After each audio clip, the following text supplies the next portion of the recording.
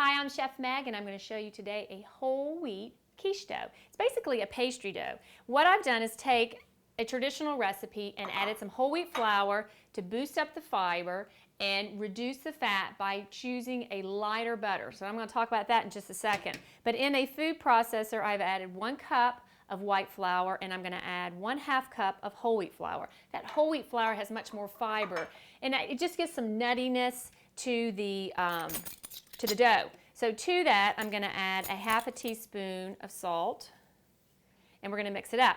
Now, since we're going to be cooking a mixture over the dough, I'm just going to turn that on. Since we're going to be cooking the mixture over the dough, we want to break the fat down to the size of cornmeal. So go ahead and break it down just a little bit to start with. Now, don't get the butter variety that's in a tub. What's happened is it's been emulsified with some water, and it's not going to set up well in the oven. You need to make sure that the light variety of butter that you choose, on the package it says suitable for baking. So that's what you want to look for. Now, this is why I use a food processor. When you're trying to break down dough, the butter needs to be cold, and your hands typically are hot. So if you just pulse, it's called cutting the butter in. If you just pulse, it breaks it down. If you don't have a food processor at home, don't say, well, you know, I can't do that. Just take some knives and kind of cut the butter in. Now I'm going to start with some ice water. That's really important. And if an ice cube gets in, that's okay too.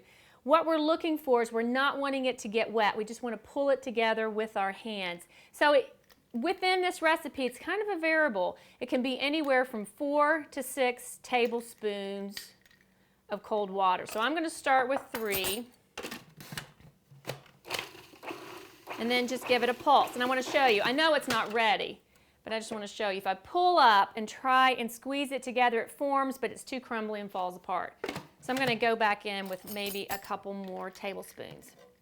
Now the trick with this is the butter needs to be cold, the water needs to be cold, and then after you make this, you need to let the dough chill. You can hear that ice cube breaking up. All right, let's look at it now. Now you can see it's changed in color and it's forming together.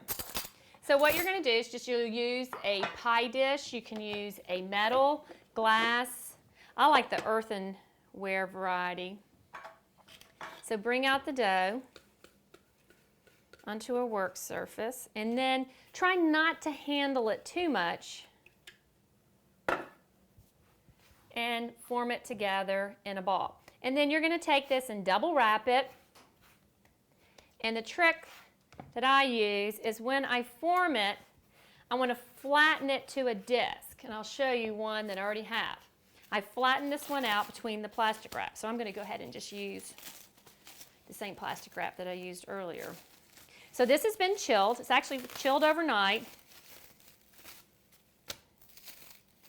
Double wrap. This freezes well too. So for the bit that I just made, I'll show you. Just put it between some plastic wrap. And by flattening it out to a disc, it rolls out so much easier. So just like that. And then just double wrap that one. So I'm just going to go ahead and show you how to make one for the pie plate. You're going to need about a tablespoon of flour onto your work surface.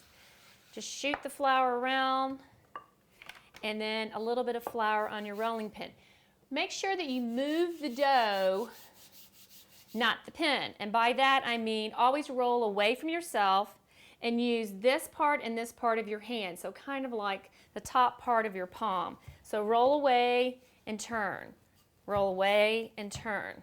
So we're trying to keep this as tender as we can be. It's not going to be as tender as if we use just strictly all-purpose flour, just because we have so much strength in the whole wheat flour. So I'm just going to keep rolling. So you keep rolling until you can fit in the pie plate, and I'll show you. I have one ready to go. Now once you get it in the pie plate, you need to chill the dough again, and then use it for a quiche or any type of cooked dish. So this is a whole wheat pie dough.